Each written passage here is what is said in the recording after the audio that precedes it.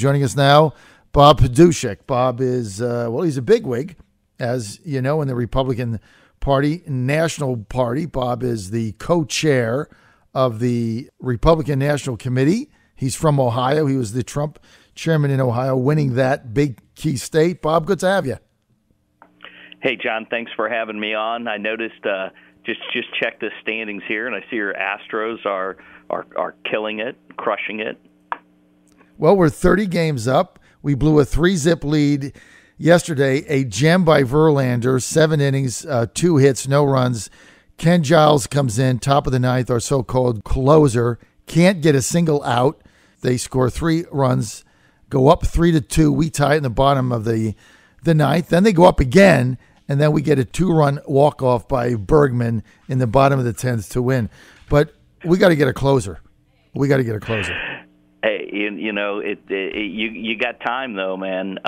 You're where you want to be though at this time of the year. Yeah, we're up by 3. We got 30 games up now. What about your own team? You feeling a little bit better now? Yeah, I'm a Dodgers I know you're a Dodger fan. So they're starting to win now. The West is tight. They're starting to win a little bit. Yeah. I mean, look, yeah, I think. Yeah. No, Go ahead. They got a slow start, but it's coming around for them. But my favorite sport this time of year is politics. Though coming up the midterm elections. All right, look, I'm predicting that I think the Republicans are going to hold on to the House, 3, maybe 5, 6 seats, could be 2. It's going to be very close, obviously. But Bob, you're a student of history, all right, and with taking your Republican hat off, co-chair of the RNC. Look, there is no way on God's green earth the Democrats in this climate should pick up 50 or 60 seats just based on history, retirement, swing districts. But it's like how to grab defeat from the jaws of victory, Bob. I mean, if the minority leader took the entire Democratic caucus on vacation to Australia for 4 months, they have a chance to win, but they can't get out of their own way. Now they're calling themselves the Socialist Party. What is going on with these people, Bob? I really think that they've kind of lost their minds here when it comes to President Trump. I mean, they're all in on being the opposite of what President Trump is, and most Americans are tired of that. They think things are too partisan in Washington. They want to see some things get done. But you somehow get the feeling that if President Trump invented a cure for cancer, the Democrats would oppose it. And that's just not the right place for this. But to your point about socialism, I mean, the far left wing has taken over the Democratic Party. There's just no doubt about it, and you're seeing that transformation take place, and that's bad for candidates because the United States is not a left wing country. No, I mean they're not, and you look at Tom Perez, the Democratic chairman, basically your counterpart there, who said that the socialist that beat Crowley in New York, Alexandria Ocasio-Cortez, that was the future of the Democratic Party.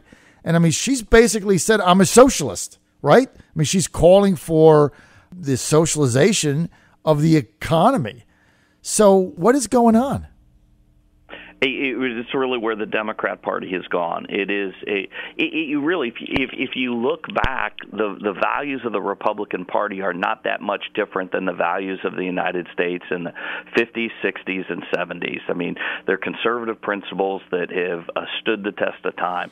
But it's the Democrat Party that has really shifted to the left wing ever since they started down the pathway of the Great Society and the war on poverty.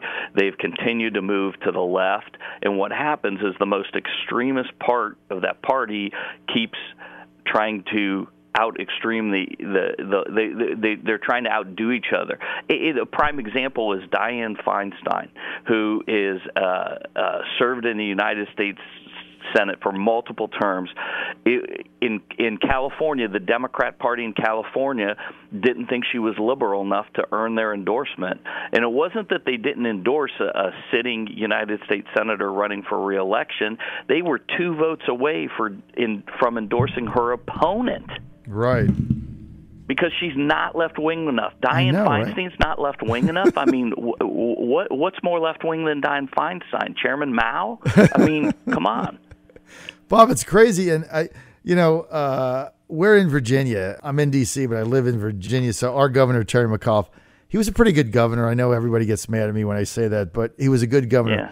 But he's running for president, right? Well, he can't be the governor of Virginia that he was pro-jobs, pro-wages, right, pro-pipeline, pro-energy, and run for president, right? He'll finish 10th, right? So he sends a tweet. Let me read you the tweet he sends out yesterday. And this is McAuliffe's a centrist, right? Sends out this tweet. Mm-hmm. The nomination of Judge Brett Kavanaugh will threaten the lives of millions of Americans for decades to come and will morph our Supreme Court into a political arm of the right-wing Republican Party.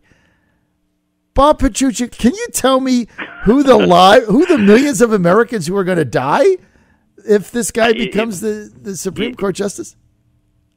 It's the crazy talk that's what the Democrats have to do to energize their base, and you're right. That's why Terry McAuliffe will not get the nomination for the Democrat Party in 2020, is because he's not. His record as governor contradicts the kind of left-wing activism that the Democrats expect and demand. I mean, look at the Congressman Dan Lipinski up from the 3rd Congressional District in Illinois. He served in the House for 7 years, and the Democrat campaign committee tried to take him out. He's an incumbent Democrat, but because he's pro-life, they tried to beat him in a primary. Now, he held on, but that's what happens to Democrats that are anything close to resembling moderates, that their party purges them, and they try to shut down their voices and only get those candidates that are can appeal to the far-wing